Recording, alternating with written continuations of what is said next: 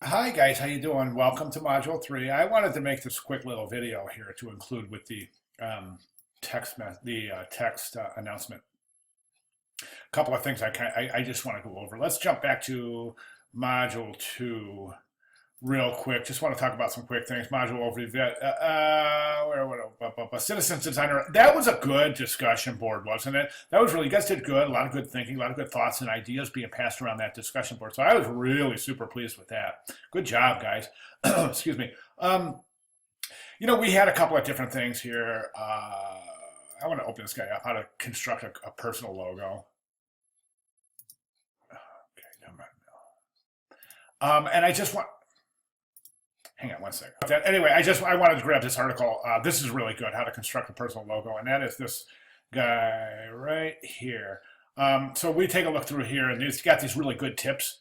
And then you have some inspiration here, some examples, and note the simplicity, guys. Please note the simplicity.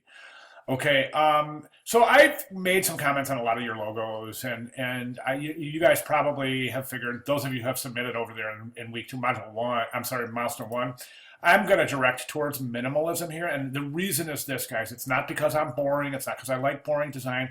It's that it's the best thing for you to do would be to really concentrate on branding here and not this really flamboyant logo. That's why I'm directing towards monogram design for your logo. Okay, that doesn't mean you have to do monogram. You can do whatever you want. Okay, it doesn't mean that, I'm trying to stifle your creativity. I am not. I'm just merely saying that there's a really good chance that this might not be your final branding as a designer. So you're learning branding right now. So it's reasonable to say that your first attempt at branding might not be your best, might not be the one you want to stick with. That said, I think that the first attempt should be something that should really maintain simplicity so that you can concentrate on learning the basic essence of branding without this embellished, like flourishy logo to get in the way of branding. I hope that makes sense, guys.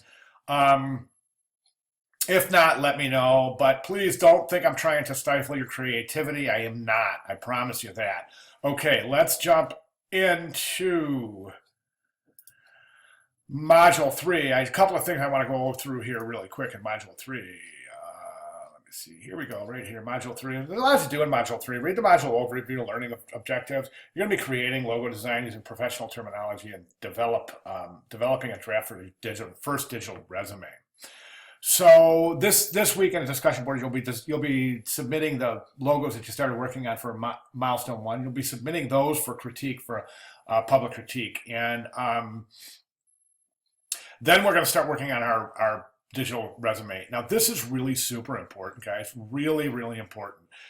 Please don't try to attempt this assignment without reading the textbook and these articles. There's a bunch of articles in here, guys, and they're all good, and they all make really excellent points in terms of the way that you want to present your digital resume. So the one thing I wanted to, see, we got our peer logo critique, and then we have our digital resume draft this week. And then we'll also begin working on milestone 2, business card and letterhead. Okay, so really, really take a look at what's going on this week, guys. There's a lot going on. So and then I want to end this little announcement here by just jumping over to this 25 examples of creative graphic design resumes, and I've got that up right here. And there's a lot of good tips in here, folks. Really, a lot of good tips. Read through a few of these articles because you're going to start seeing things that are repeating themselves. And those are the things that are typically the most important, the most standardized things that you want to include in a graphic design resume. There's other things that other sources recommend different things, but just in essence, just get the whole picture, the big picture, before you start working on your resume. There's nothing wrong with going this way. We are designers after all. So you can really go in these directions if you care to. Okay, or you can go traditional. It's up to you. Okay, but I do want to show you there's a couple of things that you really want to consider minimum. This is traditional. This would be more like contemporary fun. You got to be really careful here though, because you really can this can get away from you quickly. The hierarchy is much more difficult to establish than in something like this, a traditional resume. As such, we can clearly see the hierarchy here. Okay, well, different sections are delineated by the vertical rules. I'm sorry, the horizontal rules. And you got the headlines. Okay, so a minimum resume needs to include the profile, work experience, education, and your professional skills. Okay, so please, please keep that in mind. You don't have to include your jobs that aren't design related, like if you worked at the grocery store or something. Don't include those in your design resume. Try to figure out if you have blank areas in your resume. My recommendation would be to try to use any kind of previous experience that is associated with design itself. Like, for example, if you've done any freelance work at all, that's where you would want to describe that in your work experience. It's really difficult for design students to fill in a work experience without experience. So sometimes you have to be a little bit creative in listing your experience. That's why I say any work that you've done, if you've designed invitations for a wedding, or if you've done anything for family or friends, consider that freelance work and consider that in work experience. It's much more preferable to list a wedding invitation that you designed or some freelance work that you had done in these particular years than to say, I work in 09 to 011, I worked in a grocery store as a bagger. Do you see what I'm saying?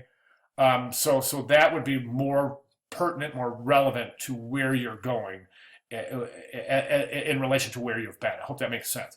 Okay, and then there's just some other examples going through here. So feel free to look through those. But okay, so I just wanted to kind of leave this little extra video here along with the written announcement, so you guys can kind of see where we're at and where we're going and where we've been. All right. So any questions, comments, concerns, anything whatsoever, please feel free to let me know. Okay. Thanks, guys.